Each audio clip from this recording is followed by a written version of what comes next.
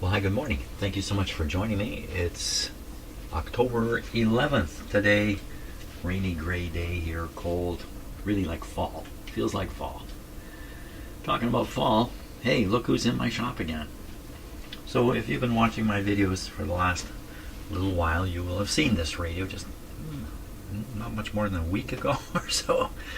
And so here's the story on this radio. From when I acquired it up until now, what's happened to this radio. It's not a very long story.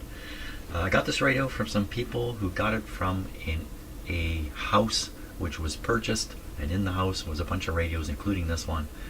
The people have given me this radio from that house. They don't know anything about it. I got no connection between the history of when I received this and anything that went on before. So I don't know anything about this radio. I don't know who owned it. Don't know what they did with it.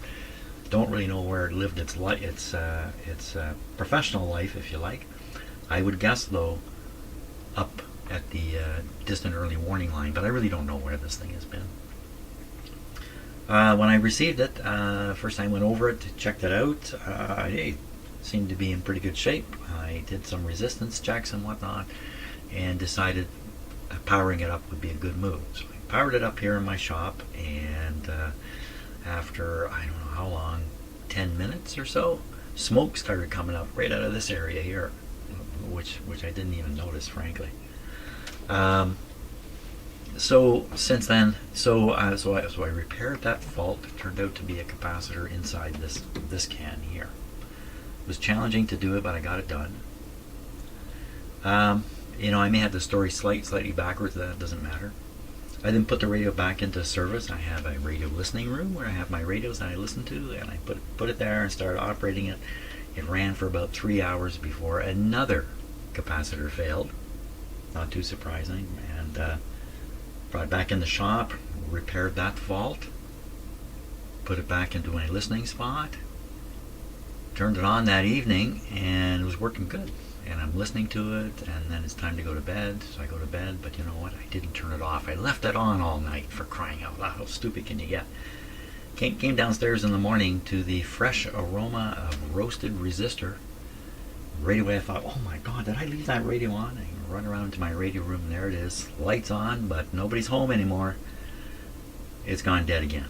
So we can take a really good guess here that another capacitor failure has taken place in the high voltage system, and it's burned out a resistor, and that's silenced some stages in the radio enough that nothing comes out the speaker. That's the situation. I would guess that's what's happened. Maybe one thing we'll do right away here is we're going to look at the fuse in the back of the radio. The radio has two fuses. One which is the power line fuse here, and this one is a B+ fuse up here, and this is supposed to be a 1/2 amp fuse, which I'm pretty sure it is. You don't want to put in a fat fuse in here. And the fuse appears to be good, but let's test it to be sure. So a fault in the B+ could potentially pop this fuse.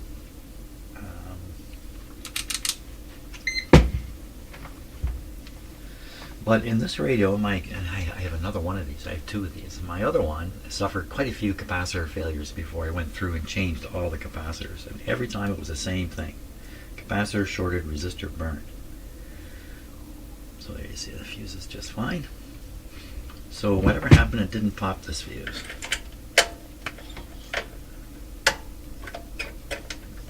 There we go.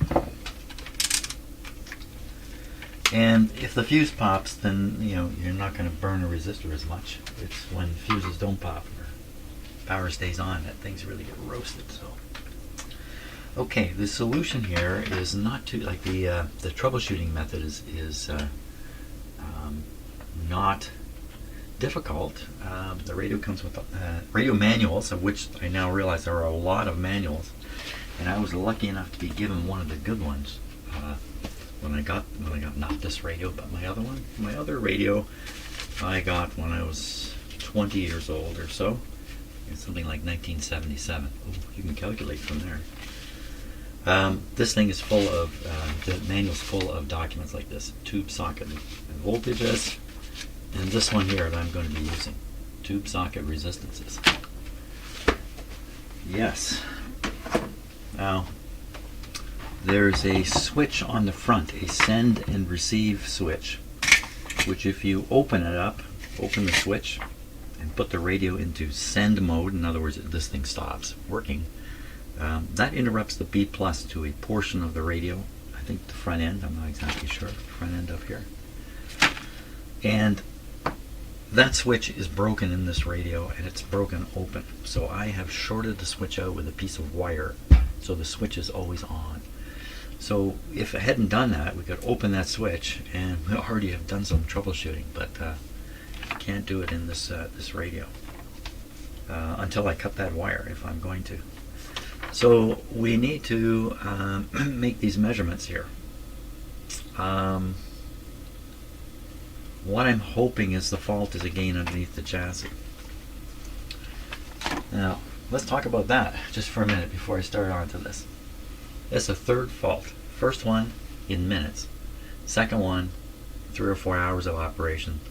Third one, about 10 hours of operation.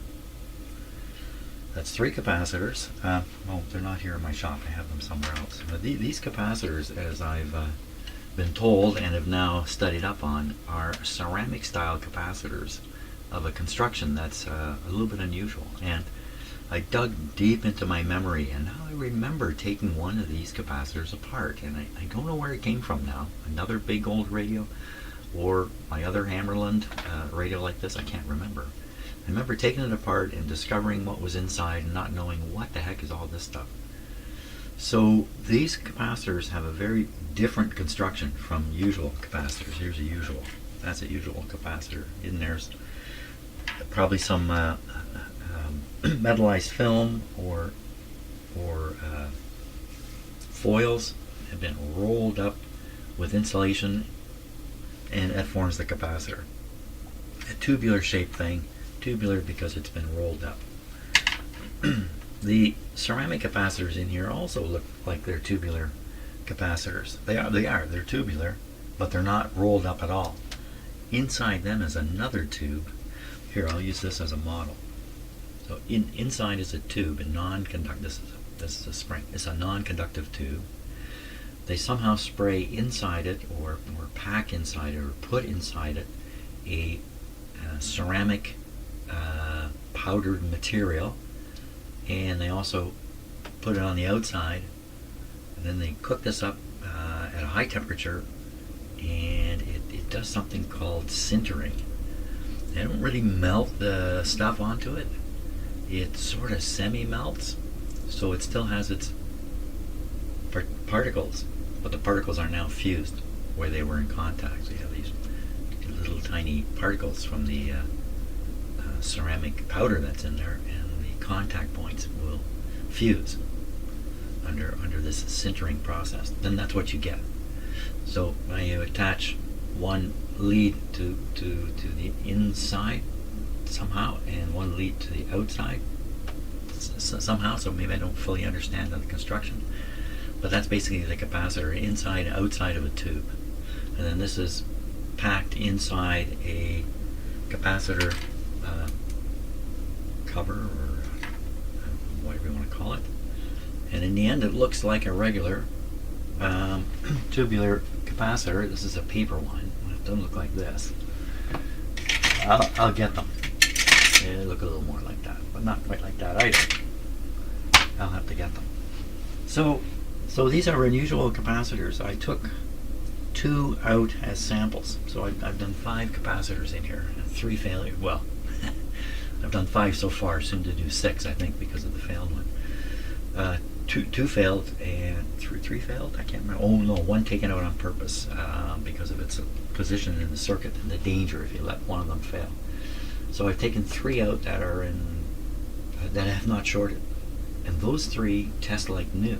When I put them on my high voltage capacitor checker, they test like new. So what goes on with these things that can test like new and no leak through them at all? Proper capacitance, everything, but then fail. So they tend to fail rather catastrophically, as we know now. And that can be because of mechanical disturbances inside here. The material can be cracked. Something can happen to it over the years. Maybe if it's where it's being shaken, or in a radio like this, it's heating up and cooling down during the thermal cycling. You turn it on and off and that. And eventually you can develop a fault or a crack inside this material, which eventually leads to a short circuit. So these tend to short suddenly. That's kind of how they go. They go from, hey, working great, to shorted. So now when I ask this is the question: is another one of these going to short? Now the answer the last time I asked this with 2 failures was probably, but it might be a long time. And so why don't I'm not anxious to jump in here and change all the capacitors in this radio. I've been warned by one of you that the capacitors that are in it have a thermal coefficient, or a thermal variation as they heat up or cool down, which has been engineered into the radio. And if you change all those capacitors with ones like maybe these, they have a different thermal coefficient. If they even have one, I don't know. Heat this up or cool it down, does it change? And that changing all the capacitors, you lose this benefit of these special capacitors and their ability to keep the radio very, very stable. Well, my other radio, it was full of these, full of wax capacitors, and so I had no concerns about changing them. Just the work involved. It was 50 or 60 of them, something like that, in this radio. It's a lot of work, and it comes with some risk. As all this work always does, the real problem is what's underneath these tubes here. So this whole piece of the radio here, this piece right here, comes off, and under it is all the RF circuitry. It all comes out, and there's a bunch of wires which come down. You can't see them. They're under here. You have to unsolder these wires, and then this piece comes out. Well, once it's out of the radio, you can't operate the radio, obviously. So and there's a lot of capacitors up in here, so you could do a lot of work to change these. I could make a mistake. Then you have to put the whole thing together. It's a big, big effort. And if it turns out that these ceramic capacitors are still viable and reliable, if that's really the state, if I've blown the 3, these are the only 3 that are going to blow in this radio, it's going to go on now for another 50 years of operation, I would be wasting an awful lot of time. I mean, it's a lot of work doing a radio like this. And surely to goodness, if it's factory original, and if all the parts were like new, this radio would work beautifully. And if I went in and took that beautifully working radio and swapped all the capacitors with these, as best I could, I don't think it would come back the same radio. I think it would be degraded just by my changing of capacitors. So that might not be true. Maybe we look at it the other way around. Even though there's ceramic capacitors in here, they are degrading to some degree, and maybe renewing them would actually boost the performance of a radio like this. I don't know. These are the thoughts that roll around in my head. Okay, I think what we're going to do is we're going to track down where the fault is, and we're going to use this resistance chart and start looking. We'll see what we find. First, I gotta get a cup of coffee here. I barely got started here. My cat showed up. Hey, come play with me. So, there we go. I have played with him. He's played out now. Okay, tube number 1. I don't know how much of this I'll put on video because there's, that many tubes to look through. Well, let's do a couple up on the top here anyway. So, pin 5, pin 6. We should see, 50, 80. Okay. 5 and 6. 1, 2, 3, 4, 5. I didn't have to go very far to come up with that. 5 and 6. It's a 0 also. That pretty much tells the tale already. First tube. Oh my gosh, you're back, Bert. I thought I played you out. Didn't I play you out? Not played out yet. Well, this was quick. What could I do? Let's just see if I can be doing. Is there any zeros in this tube? 0, 0, 0. Yeah, lots of 3 zeros in the tube. So I could make a mistake here. Let me count them again. It's counting the wrong way. 1, 2, 3, 4, 5. It didn't help. 5 and 6. I did count them the right way. And what if I did it backwards? That would be 5. That would be 6. But, okay, we might as well do the next two. I think we'll find a similar result. Let's see. These are the two front-end RF tubes in this radio. And I think we basically get the same numbers here, 48 and 80 for V2. 48, okay, and we would go 1, 2, 3, 4, 5. Oop, I think that's 6. 6, 5, zeros. Oh my gosh, this couldn't have been quicker. In fact, I'm really kind of floored here. Let me get my book. Right, Bert, we will take a look at the schematic here and see if we can come up with something.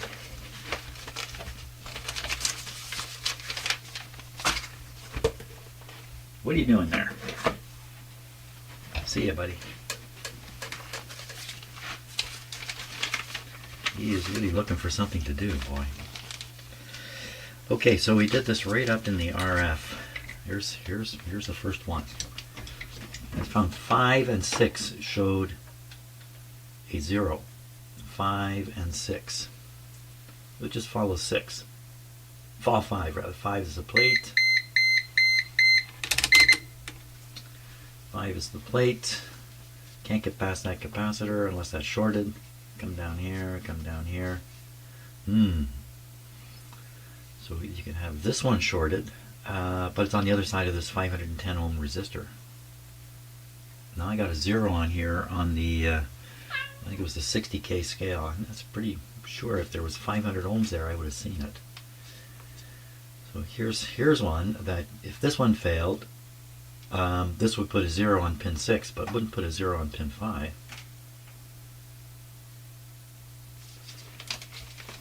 Then how do you get the same thing going on pin 2, or vacuum tube 2? 5 and 6 are the plate and screen. It's same deal. But you know, if this were shorted, we wouldn't see it on. What's going on here? This isn't adding up. Like if this is shorted, you see the 0 on 6 here on V2, but on V1 you'd see this 33K. More than one shorted? It's not particularly likely. I guess it's possible. Okay, we should go on to the next tube, I think. The next tube up here would be V1, V2. The next one, though, is not V3. It's V5, I think. What's that? What's that you say? Okay, before I get all mixed up with tubes, I'm going to put these back in.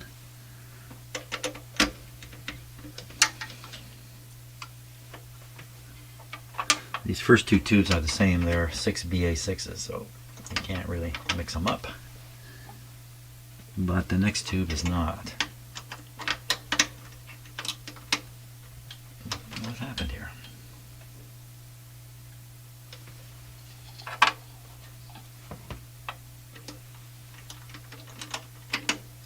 There we go. Put these on.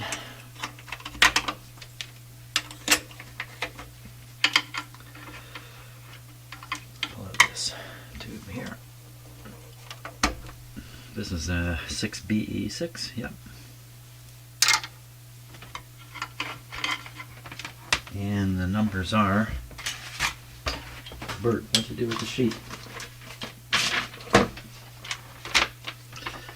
So now we're in V, looking again here just to be sure, V5, V5.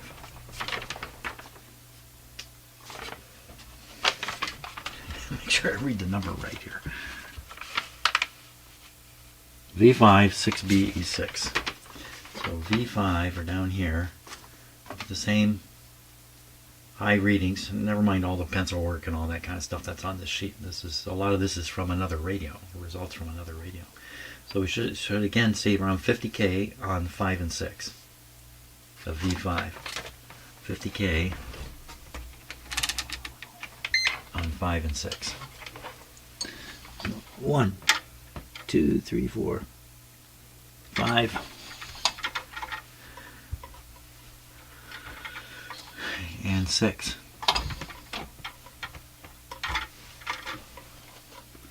Yeah, that's 6. So 6, we're getting 160 ohms, hey? 160 ohms.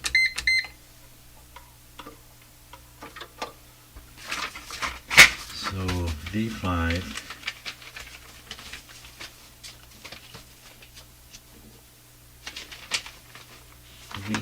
here. Pin 6. So there's a cathode resistor here. We have a capacitor from the screen circuit 6 shorted into the heater. Agreed. Yeah, I don't think that's quite it. I know 150 is probably just a red herring here. We're getting 100. How can you get that? There's a 68K right here. How do you get any of these readings?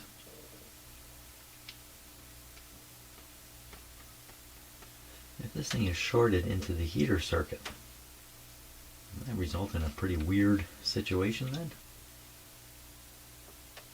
And the heater circuit is paralleled all through the radio. And you'd start connecting the B plus circuits into the heater circuits. That didn't sound good at all to me. That sounds really bad. Like that sounds. Wait a minute. There's a ground right here. Wait a minute. This side of the heater is grounded. This is a supply side where I've written an H here in a circle. So if this guy fails, it's a 0. If this guy fails, it's 6800. If this guy fails, oh, wait, we're on this. We measured the screen circuit though, didn't we? But if this guy were to fail, we'd have the resistance of these two coils going back to the plate in pin 5. What was the pin 5 measurement again? Let's see. So okay, 765. This is 5. 0. 0. And here's the 600 scale. A few measly ohms. It might just be my clip lead and stuff. Yeah, I don't know exactly why we're not getting the 0 here, but we're not. Pin 5. Pretty sure that's a 0.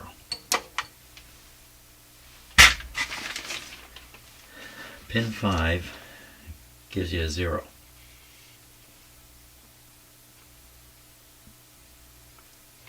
Or close to it. Well, it would have to be this. This would have to fail, and you'd have to ignore the resistance of these two coils. Probably there's a resistance there. Isn't this interesting? None of this is adding up to me. None of this is working out. It's neither adding up nor working out. Oh, that's a signal to go drink coffee. Okay, so you can see I've put this tube back in, and I pulled out this tube again. I got so concerned I was counting the pins backwards. I went and got this guy who has the pin numbers on it. And yeah, you know what? I was counting them backwards. How many years have I been doing this? And I got turned around and started counting these backwards. So let's do it the correct way, which is counterclockwise. I think it's because I did some measurements underneath. It's clockwise underneath. Okay, so this is pin number 1 of V1. Pin 1 of V1. 1.1 1.85, and it should be 1.8 megahertz, or 1.8. Yeah, you know what I mean. Okay, next pin should be 0, pin 2, 0. Next pin not measured.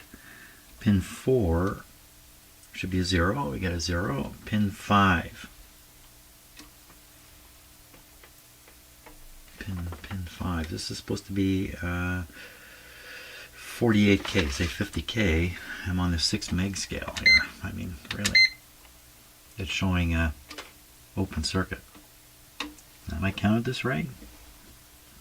1, 2, 3, 4. I'm in pin 5.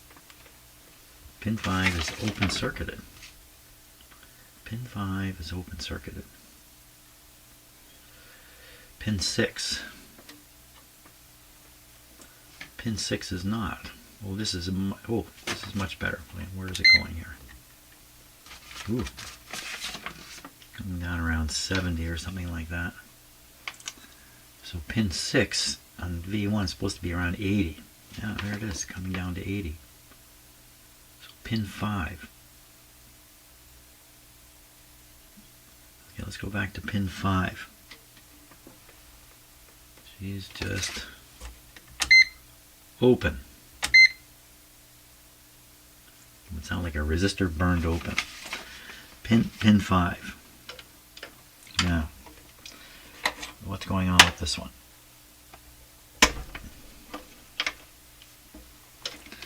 Just jump to pin 5 here. 1, 2, 3. Pin 5. It's shorted. Well, way up on this scale, it's shorted. Not on this scale. So in this tube, pin 5 appears to be correct. This is pin 2. I'm sorry, vacuum tube. V2 pin 5. V2 pin 5, 50. So it really looks like it's really, the problem here is right here with V1. Now, how can I further, let's identify how that could be. How could that be?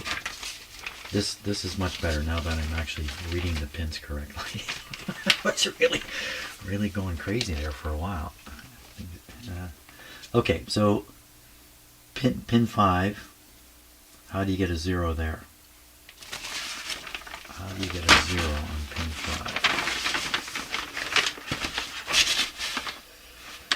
Well, you can't get past this unless this is part of the problem. So let's go down this way. 500 ohms. Get a 0 what? It was open, wasn't it?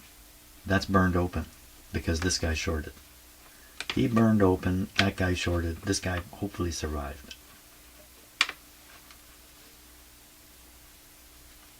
It could even be the case, and I don't know that this is the case, that this resistor is here specifically to protect that coil when this capacitor fails. It's possible. It's a pretty small resistor. Take a fair bit of current to burn this guy out. Hopefully this one's not destroyed. If my theory is right. Now if this is shorted, that short would be let's see, well it would cut out this resistor. You'd be reading from V2 pin 6, you would read 33K to the short. So pin 6, 33K, pin 6, 33K, pin 6, V2 is supposed to be 80K. Oh, that's quite different. Let's go and see. So pin 6 of this one here, 33K, will tell the story. It's a 0. Wait a minute, I do this right. What am I looking for? I'm looking for pin, not pin 2. Jim, what happened? Pin 6. What am I doing here? 1, 2, 3, 4, 5, 6.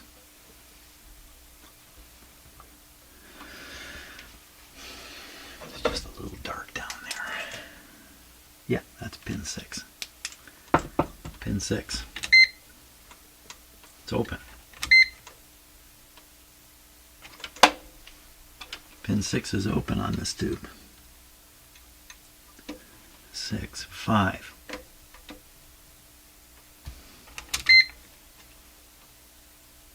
5 looks okay. 6 on this tube appears to be open. 6 on this tube. I mean, what's happening here is I'm identifying the fault is in this RF section. If I conclude that, I'm pretty close to that now, this whole section has to come out. And when it comes out, all 10 or 12 capacitors will get changed in here, I think. So so I'm going to get this all fixed up here. Pin 5 is normal, 6 is wrong. 6 shows open.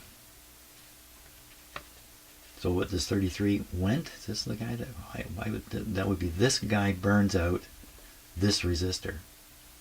So it'd be this guy. Well, you get a hard 0 on 6. That's not what we're getting, right? We're getting an open circuit on 6. 6. We're getting an open circuit on 6. So I wouldn't think it's this one. Come down here. So it'd be this guy that I've circled somewhere in the past. Maybe this guy again. What's a 1K resistor doing there again? It could be a fuse. Really, I don't know that. If this one burns out,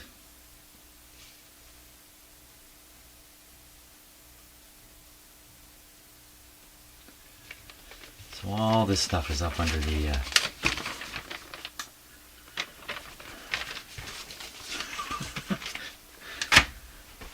well, I can only conclude there's problems up in here at this point. So I'm going to stop and let that sort of, I guess the word would be fester in my brain for a while, and then I will repeat some of these tests and reach a conclusion.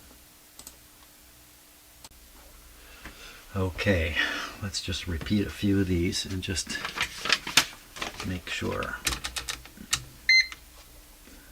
So I'm on a 600K scale. I'm going to go to V1. Go right around, starting with 1.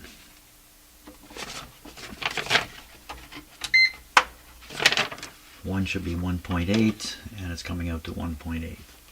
2 is a 0. 3 is not measured. 4 is a 0. 5 is 50K. 5.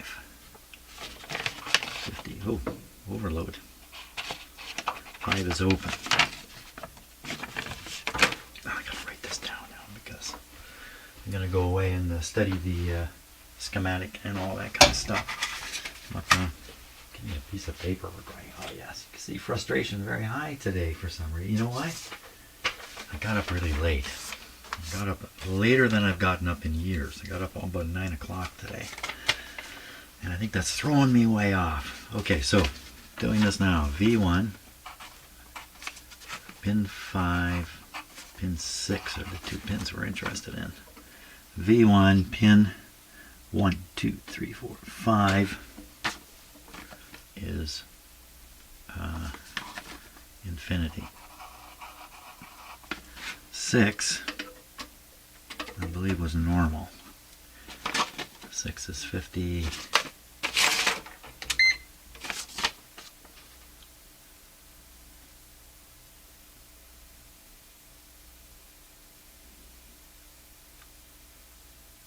Be close to 80. 80. Okay, going to pin 7, and it shows 0. Pin 7, 0. Okay, I'm going to this next two. Pin 1. Pin 1 should be. Oh. Yeah, 1.8. Whoops, 1.8. Okay, 1.8 on pin 1. Pin 2, 0. Pin 3, not measured. Pin 4, 0. Pin 5, 50K.